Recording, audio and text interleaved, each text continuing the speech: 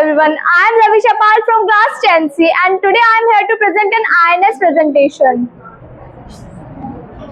So, the topic of the presentation is the making of nationalism in Europe. यानी Europe में nationalism कैसे बना और कैसे राइज किया.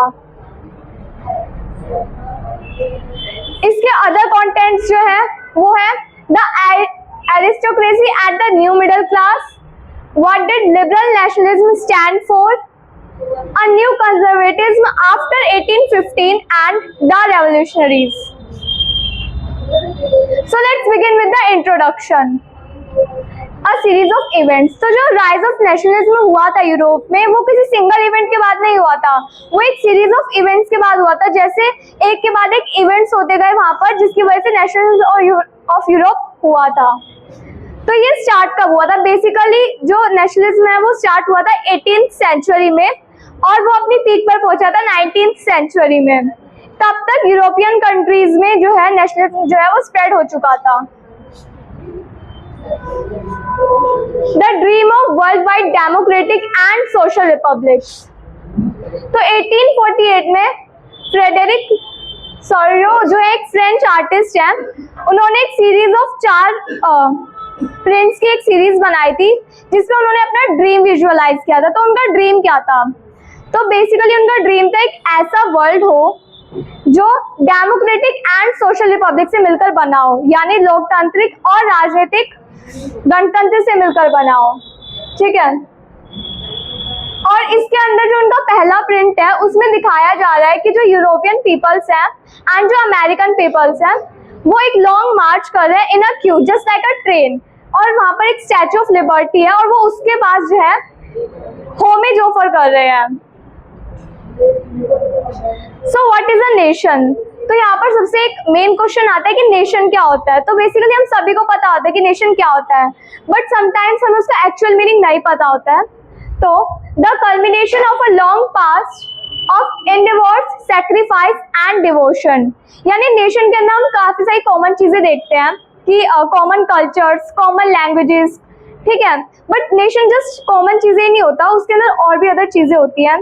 जैसे कि जो हमारे पास्ट में जितनी भी हमने सेक्रीफाइस किए अपने कंट्री के टुवर्ड्स, जितने भी हमारे डिवोशन रहे हैं, उस सबसे मिलकर एक नेशन बनता है जिसके अंदर काफी सारे लोग जो है ग्रेट डीड्स टुगेदर परफॉर्म करते हैं.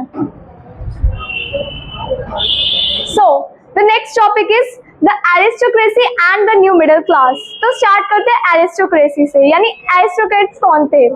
तो एरिस्टोक्रेट्स वो पीपल थे जो हाई सोसाइटी से बिलोंग करते थे.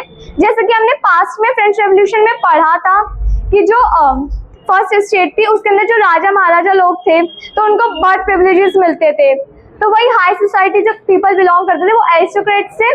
और न्यू मिडिल क्लास भी हमने पास्ट में पढ़ा हुआ है.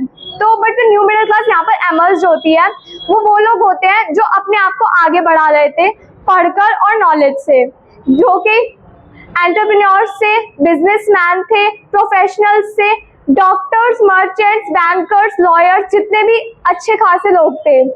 बट वो इतने भी हाई नहीं थे कि वो हाई सोसाइटी में जाकर बिलोंग कर सके, बट वो अब लोअर क्लास में भी काउंट नहीं हो रहे थे. ठीक है. What did liberal nationalism stand for? इसके अंदर हम 2 वर्ड्स को देखते हैं, लिबरल और नेशनलिज्म. लिबरल वर्ड जो है वो लिबर से, जो कि एक लैटिन का वर्ड है जिसका मतलब होता है फ्री होना, एंड नेशनलिज्म का मतलब है ideology of nation, nation state. ठीक है. तो 19th सेंचुरी में जो न्यू मिडिल क्लास थी उन्होंने अपना आइडियोलॉजी रखी थी लिबरलिज्म की नेशनलिज्म में. ठीक है. लिबरलिज्म का मतलब वो फ्री होना चाहते थे, जिसमें 2 चीजें हमें देखने को मिलती है, liberty and equality before the law. मतलब सबके लिए लॉज जो है वो इक्वल होने चाहिए और उनको भी उनकी फ्रीडम मिलनी चाहिए. नेक्स्ट टॉपिक है अ न्यू कंजर्वेटिज्म आफ्टर 1815. तो इसके अंदर हमें बताया जाता है कि their power, liberalism and nationalism. तो जो नेपोलियन जब हार गया था तो जो मोनार्की थी उस चीज को वापस, जो कंजर्वेटिव्स थे वो अपने आप को बढ़ाते हैं और वो चाहते थे कि जो मोनार्की एंड फ्यूडल सिस्टम वगैरह पुरानी चीजें थी वो उनको रिस्टोर करना चाहते थे. ठीक है. तो वो चाहते थे कि जो ये डेमोक्रेटिक चीजें फैल रही थी लोगों के अंदर फ्रांस की वजह से, वो सब पे वो रोक लगाना चाहते थे, जिसके कारण जो जो लोग उसके उसमें थे, जो उसको बढ़ावा देना चाहते थे, वो लोग जो थे वो अंडरग्राउंड हो गए थे।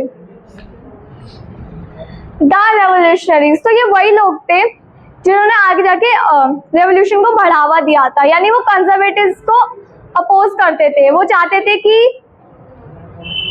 अबे रोक ना, कि जो रेवोल्यूशनरीज थे वो उसको अपोज करते थे। वो नहीं चाहते थे कि जो मोनार्की वगैरह जो पुरानी चीजें थी वो वापस से आए। वो चाहते थे कि वो भी अपनी डेमोक्रेटिक आइडियाज जो थे वही स्प्रेड हो आगे चलकर।